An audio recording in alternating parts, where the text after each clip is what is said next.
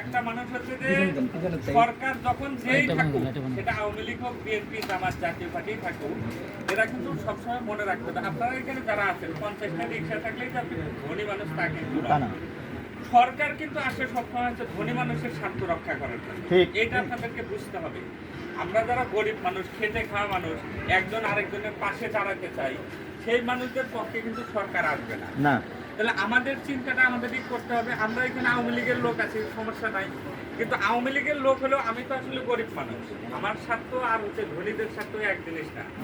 এই যে গতকাল আমাদের দেশে বাজেট পেশ হয়েছে, আপনারা দেখেন যে গরিব মানুষ যা যা ব্যবহার করবে সব জিনিসের দাম বাড়ছে, পণ্যের দাম বাড়ছে। আর ধনীরা যে জিনিসগুলো ব্যবহার করবে সেই জিনিসগুলোর দাম এই জায়গা থেকে যদি রক্ষা পেতে চাই আমাদেরকে সংগঠিত থাকতে হবে। আপনারা একজন না পারলে আরেকজন লিখে দিয়ে না হেল্প করে হওয়ার যে উদ্যোগ নিলেন, এটা আমরা সাধুবাদ জানাই। আপনাদের পাশে যে কোনো মূল্যে যে কোনো সময় যদি আমাদেরকে আসতে বলেন আমরা থাকতে পারবো। আমরা আপনাদের এই দাবিতে 11 তারিখে ঢাকায় প্রেস ক্লাবে আমরা একটা সমাবেশের আয়োজন করেছি। এখানে মালিক শ্রমিক সবাই থাকবে। আমরা ঈদের পরে আবার সারা দেশ থেকে শ্রমিকদেরকে এনে এখানে সমাবেশটা করবো।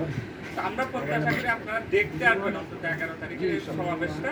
যারা পারেন এই যে দিয়াবাড়ি আপনাদের এখান থেকে স্টেশন থেকে উঠে পল্টনে গিয়ে নামবেন প্রেস ক্লাবে, দেখে আবার চলে আসতে পারবেন। 1 ঘন্টার আমরা একটা ছোট্ট একটা প্রোগ্রাম করবো। তো সেটার দাওয়াত দেওয়ার জন্যই মূলত আমার আশা। তো প্রত্যাশা করবো যে আপনারা আসবেন, কারণ কোনো জিনিসই আসলে আন্দোলন সংগ্রাম ছাড়া হয় না।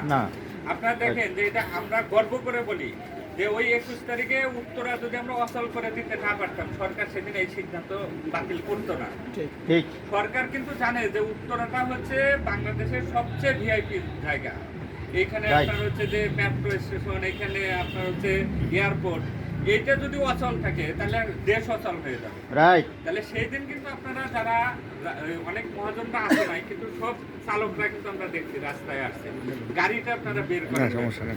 এই যে আপনাদের প্রতিবাদ, এই প্রতিবাদের কারণে আমরা মনে করি আজকে কিন্তু এই সিদ্ধান্তে আসতে পারছেন। সেদিন যদি এই আন্দোলনটা না হতো, গাড়িটা যদি ওই আগের মতোই বন্ধ থাকতো, তাহলে কিন্তু আপনারা আজকে বসতে পারতেন না। আপনাদের গাড়ি চালানোর দায়িত্ব নিয়ে আন্দোলন আসতে হতো। তাহলে সেদিন আমরা আপনাদের পাশে ছিলাম।